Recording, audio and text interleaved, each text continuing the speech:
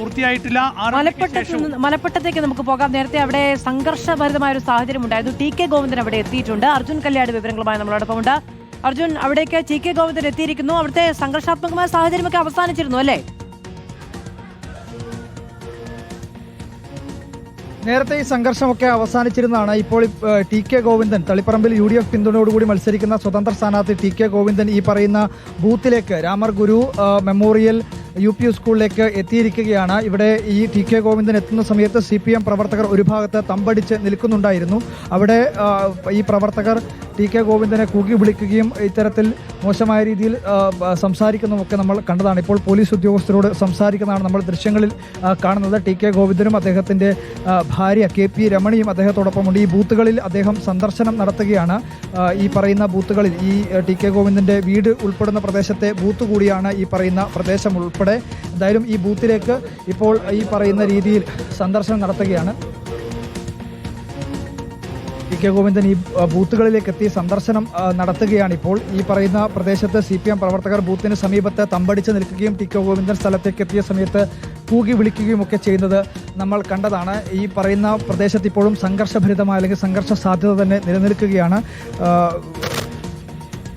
ആദ്യഘട്ടത്തിൽ ഇവിടെ open vote, അതായത് ഈ പറയുന്ന ഒരു സഹായി വോട്ട് ചെയ്യുന്നതുമായി ബന്ധപ്പെട്ടുകൊണ്ടുള്ള തർക്കമാണ് പിന്നീട് സംഘർഷത്തിലേക്ക് എത്തിയത്. അതിനുശേഷം കൂടുതൽ പോലീസ് ഉദ്യോഗസ്ഥർ സ്ഥലത്തേക്ക് എത്തുകയും ഈ സംഘർഷത്തിന് ആ സമയത്ത് ഒരു അയവ് വരുത്താനും വേണ്ടി കഴിഞ്ഞിരുന്നു. പക്ഷേ പിന്നീട് വീണ്ടും ഈ പറയുന്ന പോലീസുമായി ഈ CPM പ്രവർത്തകർ വാക്കേറ്റത്തിൽ ഏർപ്പെടുന്നതൊക്കെ നമ്മൾ നേരത്തെ കണ്ടതാണ്. ഇപ്പോൾ എന്തായാലും ടി.കെ. ഗോവിന്ദൻ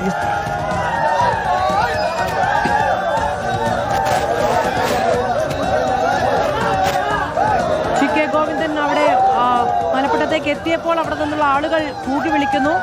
അതിന്റെ ദൃശ്യങ്ങളാണ് പ്രേക്ഷകർ ഇപ്പോൾ കാണുന്നത്.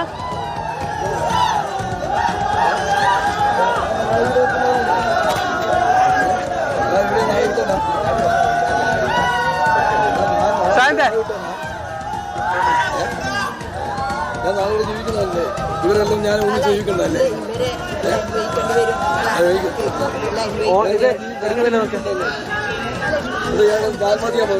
നിങ്ങൾ കൊടുത്ത ചോദിച്ചിട്ട് കുടുംബം നോക്കിയിട്ട് നിങ്ങൾക്കെതിരെ കുത്തുന്ന ആളുകളല്ല അതെല്ലാം നോക്കട്ടെ.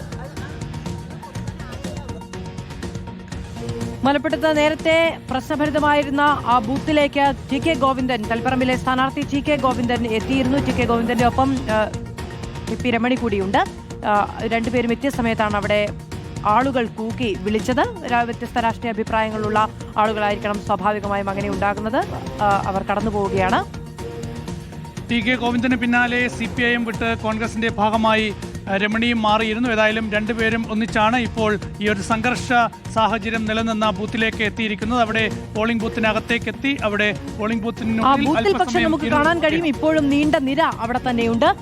സംസ്ഥാനത്തെ പലയിടങ്ങളിൽ നിന്നും വരുന്ന റിപ്പോർട്ട് അങ്ങനെയാണ്. പല ബൂത്തുകളിലും നീണ്ട നിര ഇപ്പോഴുമുണ്ട്. 6 മണിക്ക് ശേഷവും നീണ്ട നിരയുണ്ട്. എല്ലാവർക്കും വോട്ട് ചെയ്യാൻ സ്ലിപ്പ് വിതരണം ചെയ്യും എന്നാണ് മനസ്സിലാക്കാൻ കഴിയുന്നത്. അങ്ങനെ സ്ലിപ്പ് ലഭിച്ചവർക്ക് ഇനി വോട്ട് ചെയ്യാൻ സാധിക്കും. ഏതായാലും ഏറ്റവും ഒടുവിൽ വരുന്ന കണക്കുകൾ അനുസരിച്ച് ഇപ്പോൾ പാലക്കാട്ട് 79%, മലമ്പുഴയിൽ 78.95%, അങ്ങനെ മിക്ക മണ്ഡലങ്ങളിലും 80 തൊടാനായിരിക്കുന്നു.